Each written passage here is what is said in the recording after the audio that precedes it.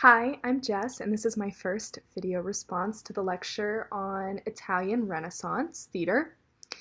And I think that we see commedia impacting TV, film, and theater today in like slapstick films. So, slapstick films, some examples would be Caddyshack, Dumb and Dumber, anything Mel Brooks, Blazing Saddles, Young Frankenstein, which also kind of delves into theater. Um, and then in TV with sitcoms, like shows that have a laughing track and their characters are taken kind of more at face value. There may be a dumb blonde character, a lot of stereotypes that would fit into kind of the same or really similar categories that we see in the characters for the commedia theater. And once you get into the theater in the present day, it kind of becomes more of a type deal.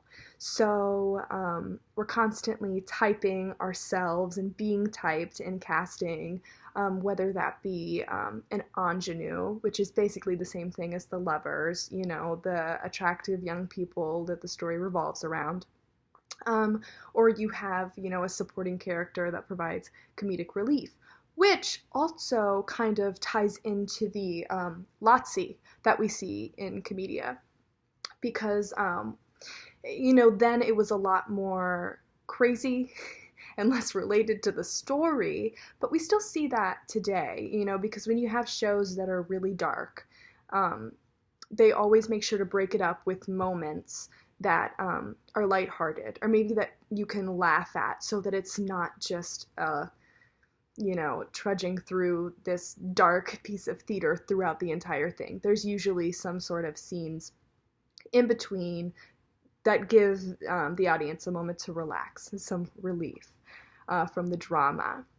But mainly, I feel like we're starting to move away from these stereotypical characters, and people are starting to become more dimensional because, I just think we're getting past the place where women are always shown the same way, and based on race or other physical attributes. I feel like there's been a lot of pushback because, just because you look a certain way or have certain interests doesn't make it right to box people in to certain expectations and to portray them like that on TV. And there's a fight for a lot more representation.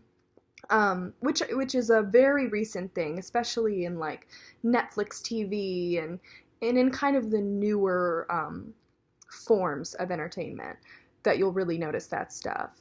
But yeah, and then also there's just so many ways to view entertainment now. So if we go into YouTube, with YouTube, it's kind of the same thing where we like to categorize the people. So in YouTube, we categorize, like, are you a beauty guru? Are you a gamer? Are you a lifestyle channel?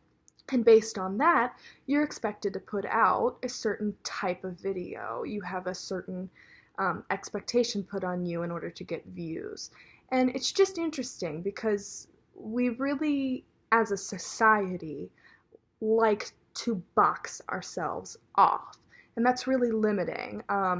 So I do feel like we're starting to get away from that, but it is still heavily present in the art that we are, seeing and producing today. Not all art. There was a movie I just watched on Netflix that had four women, and it was just, they were not following any of the gender norms, and it was really great and really like powerful to like watch. So I think that we're definitely headed in a new direction with all of our forms of entertainment, which is much needed.